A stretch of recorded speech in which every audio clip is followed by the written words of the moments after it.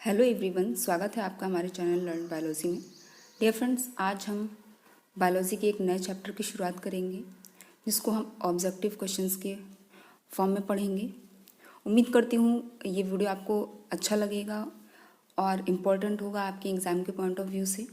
तो आज जो हमने टॉपिक सेलेक्ट किया है वो सजीव जगत या फिर आप कह सकते हैं क्लासिफिकेशन ऑफ एनिमल्स को लेकर के है। तो इसमें हम क्लासिफिकेशन ऑफ एनिमल्स और क्लासिफिकेशन ऑफ प्लांट्स दोनों को ही देखेंगे। लेकिन आज का जो कंटेंट है वो मेनली एनिमल्स को लेकर के है। अगर आप हमारे चैनल पर नए हैं तो चैनल को सब्सक्राइब कर लीजिएगा, वीडियो को लाइक कर दीजिएगा और बेल आइकन भी प्रेस कर लीजिएगा। आइए स्टार्ट करते हैं वीडियो। फर्स्ट क्वेश्चन है, यदि पृथ्वी पर कोई जीवधारी ना हो तो वायुमंडल में ऑक्सीजन की मात्रा पर क्या प्रभाव पड़ेगा। जो ऑप्शन ए है यथावत रहेगी, लगभग 7% होगी, लगभग नहीं होगी या लगभग 50% होगी। तो जो राइट आंसर है इस क्वेश्चन का वो ऑप्शन ए लगभग यथावत रहेगी। नेक्स्ट क्वेश्चन पे चलते हैं। विटामिन ई का कार्य है, तो जो इसका राइट आंसर है वो प्रजनन अंगों की शक्ति को बढ़ाना, ऑप्शन सी इसका राइट आंसर है। हम राइट आंसर्स को ही टिक करते हैं ताकि टाइम कम वेस्ट होगा और कम टाइम में हम ज़्यादा क्वेश्चंस को कवर कर पाएंगे। नेक्स्ट क्वेश्चन पे चलते हैं। कोशिका का पावर हाउस किसे कहते हैं। ये क्वेश्चन आप बहुत छोटे से पढ़ते चले आ रहे हैं। सो जो इसका राइट आंसर है option A mitochondria. Next question पे चलते हैं। मानव शरीर में विद्यमान प्रमुख तत्वों की उपलब्धता का ह्रास क्रम है। इस क्वेश्चन का मतलब है कि हमारे शरीर में जो भी तत्व उपस्थित हैं या प्रेजेंट हैं वो किस क्रम में लॉस होते हैं। तो जो इसका राइट आंसर है वो ऑप्शन ए पहले कैल्शियम का लॉस होता है, फिर आयरन का, देन सोडियम, फास्फोरस, ये उनके लॉस होने का क्रम है। So right answer is option A. Next question. मानव शरीर में तापमान को नियंत्रित करता है, टेम्परेचर को कंट्रोल करता है। सो उसका जो राइट आंसर है, ऑलवेज रिमेंबर, ये अच्छा और इम्पोर्टेंट क्वेश्चन है, कई एग्जाम में पूछा भी जा चुका है कि मानव शरीर में टेम्परेचर को कंट्रोल करता है hypothalamus, option D is right answer. Next question पे चलते हैं। टमाटर व मिर्च के फल पहले हरे होते हैं और बाद में लाल हो जाते हैं, क्योंकि आपको रीज़न बताना है कि इस वजह से टमाटर और मिर्च के फल पहले हरे होते हैं और देन बाद में लाल हो जाते हैं, जिन्हें हम जब टमाटर रेड होता है तो उसे पका हुआ टमाटर बोलते हैं, राइप टमाटो। तो जो इसका राइट आंसर है वो ऑप्शन डी, क्योंकि हरित लवक वर्णी लवक में, हरित लवक जो हैं वर्णी लवक में बदल जाते हैं, परिवर्तित हो जाते हैं। तो option D is right answer. Next, किसी वृक्ष की आयु किस विधि से निश्चित की जा सकती है। तो जो इसका राइट आंसर है वो ऑप्शन बी वार्षिक वलय, एनुअल रिंग को काउंट करके। हम टीजीटी पीजीटी के वीडियोस में एनुअल रिंग को किस तरह से वो फॉर्म होती हैं और इस पूरे प्रोसेस को डिटेल में पढ़ेंगे।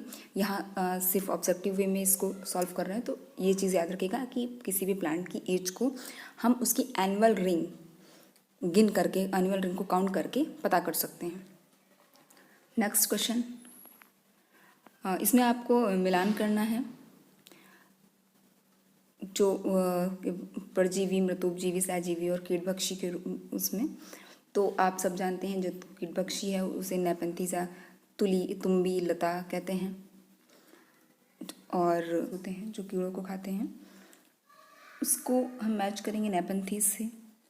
सहजीवी या सिम्बियोटिक प्लांट सिम्बियोसिस शो करते हैं, लाइकेन। सैप्रोफिटिक प्लांट मृतोपजीवी, जिन्हें इंग्लिश में सैप्रोफिटिक प्लांट कहते हैं।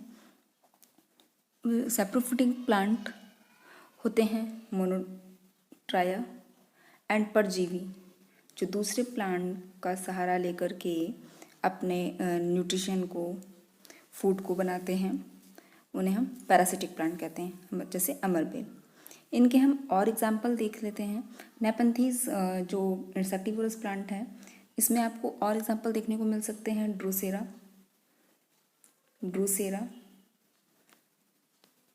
मैं बोल रही हूँ, आप लिख लीजिएगा।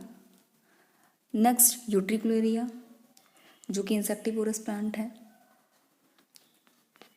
यूट्रिकुलेरिया, जिसे हम ब्लैडर बर्ड भी बोलते हैं।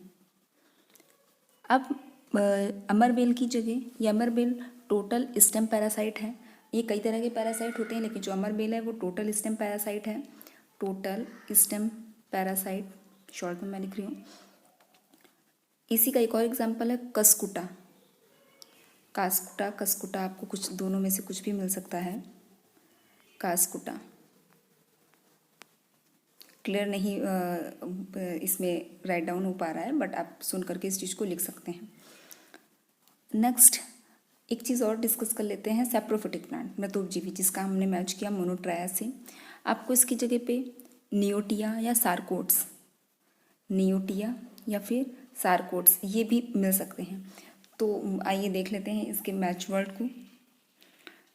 ये ऑप्शन गलत हैं, आप ऊपर हम मैच कर चुके हैं, तो वहाँ से आप देखिएगा। बाकी इसमें ये ऑप्शंस कुछ गलत सेट हुए हैं, इसको हटा दीजिए। नेक्स्ट क्वेश्चन पे चलते हैं। निम्न में से किस पौधे में फूल नहीं होते? तो जो इसका राइट आंसर है ऑप्शन डी, फर्न में फूल नहीं होते हैं। फर्न में फूल नहीं होते, right answer is option D. Next question पे चलते हैं। निम्न में से किसके पादप वायु से नाइट्रोजन ग्रहण करके यौगिकीकरण करते हैं? तो जो इसका राइट आंसर है वो ऑप्शन सी, मटर। मटर के पौधे वायु से नाइट्रोजन ग्रहण करके यौगिकीकरण करते हैं। अगला क्वेश्चन देखते हैं। पादप कोशिका जंतु कोशिका से किस प्रकार भिन्न है? तो ये क्वेश्चन भी बहुत अच्छा है, और सब जानते होंगे कि जो प्लांट सेल्स हैं उनमें शेल वॉल पाई जाती है, और एनिमल सेल्स में शेल वॉल नहीं होती है। जितने भी प्लांट सेल्स हैं उनमें क्या होता है, कोशिका भित्ति मतलब सेल वॉल प्रेजेंट होती है, और जितने एनिमल सेल हैं उनमें कोशिका भित्ति नहीं होती है। और इसके अलावा जो डिफरेंसेस हैं, प्लांट सेल में प्लास्टिड्स, लवक पाए जाते हैं। एनिमल सेल में उनकी कोई ज़रूरत ही नहीं है। प्लांट सेल में सेंट्रोसोम नहीं होता है, सेंट्रोसोम एब्सेंट होता है। ठीक, एनिमल सेल में सेंट्रोसोम होता है। वैक्यूल्स, इसमें प्लांट सेल में वैक्यूल्स बड़े बड़े होते हैं, और एनिमल सेल में वैक्यूल्स छोटे छोटे होते हैं। तो ये थी कुछ मेजर डिफरेंसेस प्लांट सेल और एनिमल सेल के। नेक्स्ट क्वेश्चन पे चलते हैं। ये कीट फसल की रक्षा करते हैं। कौन से ऐसे कीट हैं जो फसल की रक्षा करते हैं? तो राइट आंसर इज ऑप्शन ए, मकड़ी और बिच्छू। ये फसल की रक्षा करते हैं। मानव शरीर में पाचन का अधिकांश भाग किस अंग में संपन्न होता है? ये बहुत अच्छा क्वेश्चन है, और अगर आपने मेरे डाइजेशन के वीडियोस देखे होंगे यूपीटीसीटी पीसीटी के, तो उसमें इस चीज़ को मैंने बहुत डिटेल में डिस्क्राइब किया हुआ है, डिस्कस किया। और आने वाले वीडियोस जो भी डाइजेशन से बनेंगे उनमें भी हम अच्छे से इन चीज़ों को डिस्कस करेंगे। तो जो इसका राइट आंसर है कि डाइजेशन का जो मेनली पार्ट है, जो पाचन का अधिकांश भाग है, वो कहाँ पर पूरा होता है, प्रोसेस कहाँ पूरा होता है, वो छोटी आंत में, स्मॉल इंटेस्टाइन में। So right answer is option B. Next, whale निम्न में से किस वर्ग का प्राणी है? ये क्वेश्चन कई तरह से आता रहा है एग्जाम में, और आएगा भी। कई बार पूछ देते हैं आपको बहुत सारी फिशेस के नाम दे दिए, जिसमें आपसे पूछा कि इसमें से स्तनधारी या स्तनपाई कौन है, या फिर कभी कभी व्हेल का नाम दे दिया और आपसे पूछा गया कि ये किस वर्ग में आता है। तो इस चीज़ को याद रखिएगा कि व्हेल को मैमल्स में रखा गया है, मतलब स्तनपाई या स्तनधारी जंतुओं में रखा गया है। नेक्स्ट क्वेश्चन, यदि मानव वृद्धि हार्मोन जीन का प्रयोग करके एक ऐसा चूहा पैदा किया जाए जो चूहे के सामान्य आकार से 8 गुना हो, तो इस तकनीक को कहेंगे आनुवांशिक इंजीनियरिंग, मतलब जेनेटिक इंजीनियरिंग। छोटी आंतें प्रमुख स्थान है, अभी हमने डिस्कस किया है। तो छोटी आंत किस चीज़ का प्रमुख स्थान है? पाचन और अवशोषण का, डाइजेशन एंड एब्जॉर्प्शन का। नेक्स्ट, निम्नलिखित में से किसके बीच मधुमेह के रोगियों को रक्त शर्करा का स्तर, मतलब ब्लड में जो उनका शुगर लेवल है उसको नॉर्मल बनाए रखने के लिए, जिस स्तर पे होना चाहिए उसी स्तर पे बनाए रखने के लिए लाभ पहुंचाते हैं या बेनिफिशियल होते हैं।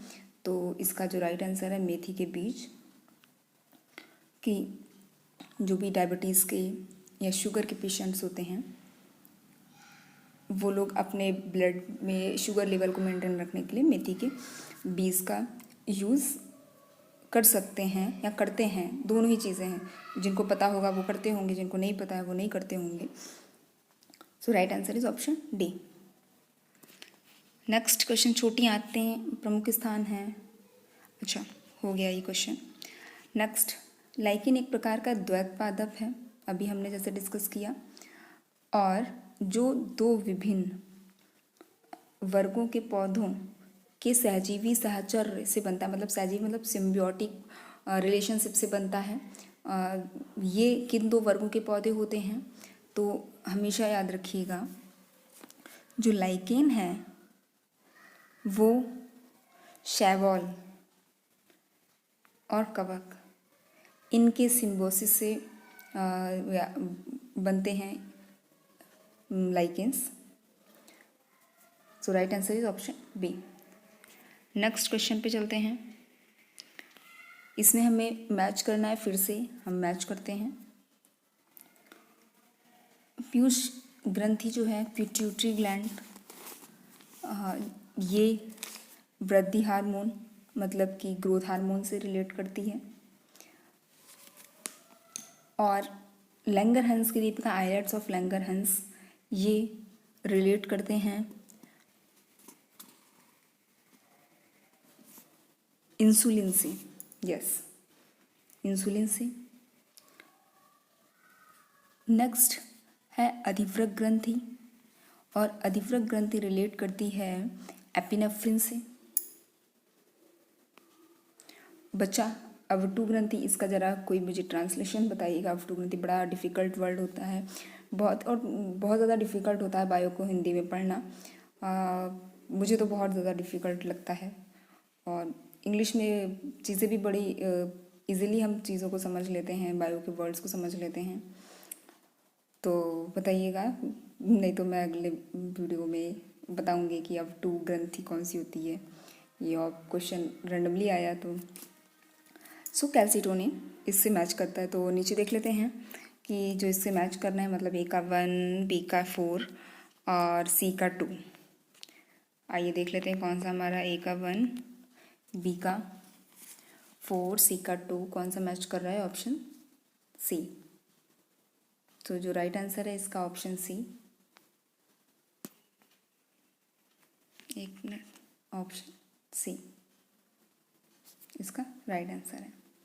नेक्स्ट क्वेश्चन पे चलते हैं। दही के निर्माण में कौन सा जीवाणु महत्वपूर्ण भूमिका निभाता है, तो इसका जो राइट आंसर है वो लैक्टोबैसिलस। नेक्स्ट, निम्न में से किस गैस का प्रयोग, ये गैस नहीं गैस है कुछ, ये गैस, एक मिनट, किस गैस का प्रयोग जीवाणुओं को मारने में किया जाता है, तो इसका जो राइट आंसर है ऑप्शन सी, क्लोरीन। अगले क्वेश्चन पे चलते हैं। निम्न में से कौन सा जीवाणु मनुष्य की आंत में पाया जाता है। ये जो जीवाणु है वो है एस्केरिया कोलाई, जो मनुष्य की आंत में पाया जाता है। Right answer is option B. फिर से हमें एक मैच करना है, और आइए मैच देख लेते हैं। देखिए, सिलेंट्रेटा, जिसे अब निडेरिया नाम दे दिया गया है, निडेरियंस, हाइड्रा से है। अनिलिडा केचुआ से, अनिलिडा ग्रुप में केचुआ आते हैं। पोर बियरिंग एनिमल्स आते हैं पोरीफेरा में, बचा यूग्लिना जो कि है प्रोटोजोआ से। तो आप नीचे वाले ऑप्शन को देख करके मैच कर लीजिएगा। सो ये है इसके राइट मैचिंग्स। नेक्स्ट क्वेश्चन पे चलते हैं। मछलियों की दुर्गंध का कारण है, सो जो इसका राइट आंसर है ऑप्शन ए, ट्राइमेथिल एमीन ऑक्साइड, इसका राइट आंसर है। नेक्स्ट क्वेश्चन, पुष्प विभिन्न रंगों के होते हैं क्योंकि उनमें पाया जाता है, क्योंकि पुष्प में एंथोसाइनिन पाया जाता है, जिसकी वजह से वो डिफरेंट डिफरेंट कलर्स के होते हैं। नेक्स्ट, निम्न में से कौन अंडे देने वाला स्तनधारी प्राणी है? तो याद रखिएगा, अभी हमने एक स्तनधारी को पढ़ा था जो कि व्हेल था, लेकिन अंडे देने वाला स्तनधारी है प्लेटिपस। इसका जो राइट आंसर है ऑप्शन ए, प्लेटिपस। निम्न में से किस ऊतक की अनुपस्थिति में मानव के शरीर का आकार नहीं बनेगा? बहुत जल्दी एनिमल टिश्यूज़ पे एक टीजीटी पीजीटी से रिलेटेड वीडियो आने वाला है, उसको ज़रूर देखिएगा। बहुत इंटरेस्टिंग और बहुत ज़्यादा मज़ेदार है और आप बहुत इन्जॉय के साथ पूरे चैप्टर को कवर करेंगे। तो जो इस क्वेश्चन का आंसर है वो ऑप्शन बी, क्योंकि कंकाल जो है, स्केलेटल जो है, हमारे बॉडी को शेप देता है। अगर हमारे जो बॉडी का स्ट्रक्चर है वो हड्डियों से, पहले ढांचा जो है वो हड्डियों से तैयार होता है, देन उसके ऊपर फिर स्किन की लेयर चढ़ती है, जैसे आप एपिडर्मिस, एंडोडर्मिस और बाकी चीज़ों। तो जो हमारी बॉडी का आकार है, ढांचा है, वो स्केलेटल टिश्यूज से मिलकर बनता है, और अगर ये प्रेजेंट नहीं होंगे तो शरीर का आकार ही नहीं बन पाएगा। ऑब्वियस सी बात है। तो ये थे कुछ अच्छे से क्वेश्चंस, एग्ज़ाम के पॉइंट ऑफ व्यू से भी इम्पॉर्टेंट, और ये दोनों ही, चाहे आप टीजीटी का एग्ज़ाम देने जा रहे हो, चाहे आप जूनियर सुपर टेट का एग्ज़ाम देने जा रहे हो, अब क्वेश्चंस का लेवल अच्छा आने लगा है। चाहे आप यूपीटी की बात करिए, सीटेट की बात करिए, या फिर आपने भी 69,000 में भी देखा होगा, अच्छे बहुत बढ़िया क्वेश्चंस को ये लोग पुट करते हैं। पुराने रिपीटेड और छोटे छोटे क्वेश्चंस को रखना, मतलब अब इतना ज़्यादा वो नहीं है कि वो पहले वो ये चीज़ को बाइफरगेट करेंगे कि नहीं ये टीजीटी में आ चुका है तो अब जूनियर सुपर टेट में नहीं है, इसको रखा जा सकता है। सो और जो ये सारे क्वेश्चंस हैं ये आए हुए हैं अलग अलग एग्ज़ाम्स में, चाहे वो टेट का हो या फिर पिछले टीजीटी पीजीटी के एग्ज़ाम्स रहे हों। तो उम्मीद करती हूँ आपको ये वीडियो अच्छा लगा होगा। अच्छा लगा हो तो प्लीज़ वीडियो को लाइक ज़रूर